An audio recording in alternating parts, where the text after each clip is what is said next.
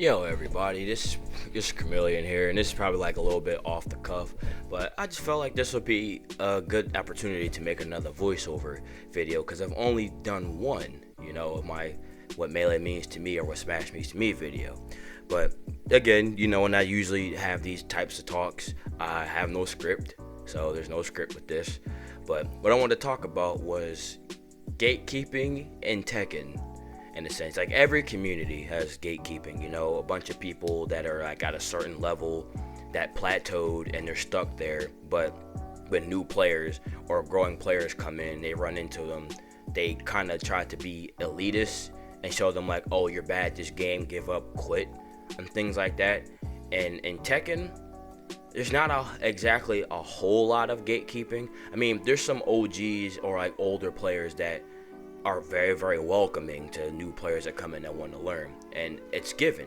Then there's some people that are just like very, very toxic with new players coming in, like, oh, you never played this game, you're not a legacy player, blah blah blah, why are you playing, quit. And it's that's screwed up. But the gatekeeping I want to talk about really is online and ranked. Given we're close to the end of this pandemic, so to speak, I guess, with the vaccines and stuff. But now that we're all still inside playing Tekken online or any fighting game online, and that's because the only way we can really play, because events aren't open, at least some of them aren't. You run into people in ranked. Have you ever run into someone in ranked that's the same rank as you, like no matter what rank you are, and they have like 5,000, 3,000, sometimes even 10,000 wins and shit, and they're the same rank as you, and you have like way less than that? You have like over like 100 or 300 something wins, and then you beat them and they send you a message talking about how you're bad at this game and you're this. Well, Tekken really does have that problem. Like, as I can show you in the video I'm uploading later, after this one or before this one, who knows, chronological order. But I was playing some Josie ranked just for the sake of the video, and Josie's a character I used to play, but I'm very, very rusty with her. But I can get back to shit, as things used to. And I have good manners when it comes to playing fighting games. Win or lose, I say good games, I call it what it is. It is what it is. If I lost, I made a mistake.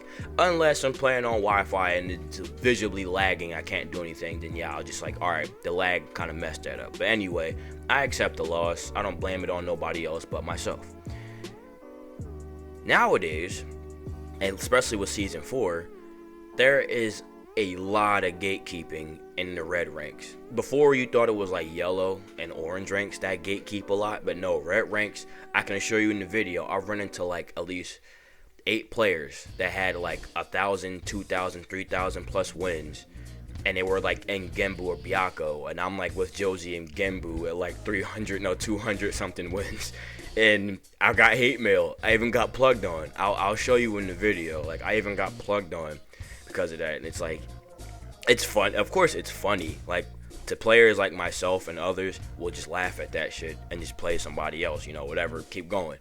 But to new players that come in, that is like, what the hell? Like, I worked so hard to get these points, and people are rage quitting and gatekeeping.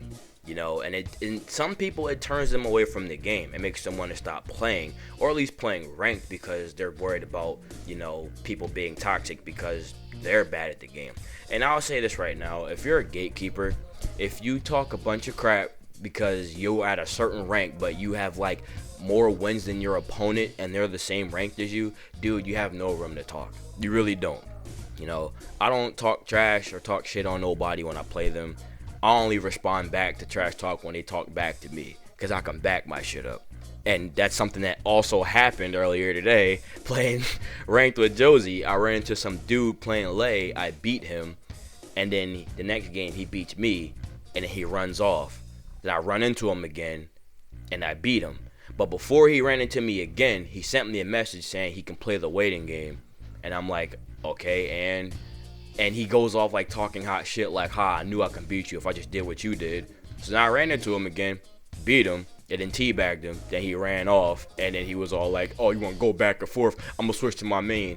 Understand, this man was a Lei main, was playing Lei with 2,000 plus wins at Byakko. His overall top rank was Suzaku.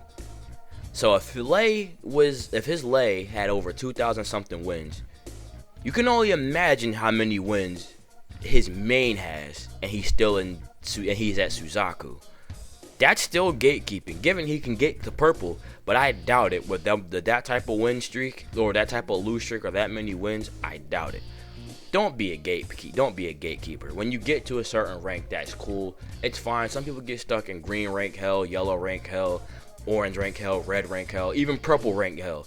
You just get stuck sometimes, and you learn. You go to the lab, you learn new matchups, you learn new things with your character, you get your fundamentals on point, you learn new things, incorporate that into your play, and then you can see yourself climbing these ranks. But first and foremost, understand that ranks do not dictate your skill. Don't let a title make you feel like, oh, if I'm not this rank, I'm bad. That's not true. You can be a top tier player and be super good at this game and never touch ranked at all. There's nothing wrong with not playing ranked. But for most people, they want to see if their skills can make them climb this ladder. It's like a leaderboard. You want to see how good you can do with your own skill. That's fine. A lot of people like to do that. But then you run into the people that are gatekeepers, that plug, talk a lot of trash, and aren't stuck in the same rank over and over again. You know, like it's season 4. I'm at don't worry about that. That's my phone. But like I'm in Fujin rank, as you guys see, you know, and I still play on that account, and I'm at Fujin rank with only like 300, 400 wins. That's not gatekeeping. I'm grinding out and I'm getting to where I need to be. I'm close to Tekken God. You know, we're getting there. It's a journey, but we're getting there.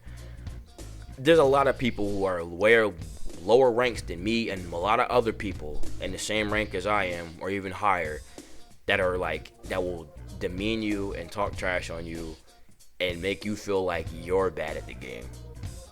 My advice to you is just laugh at those clowns and just continue to body them and beat them.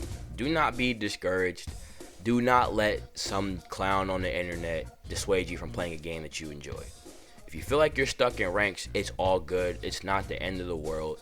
You're not a gatekeeper. The difference between a player who's grinding and a gatekeeper, a player who grinds will see where he's messing up, or he or she is messing up, go to the lab, relearn things to get better, then go back and implement everything that they've learned into ranked and move up.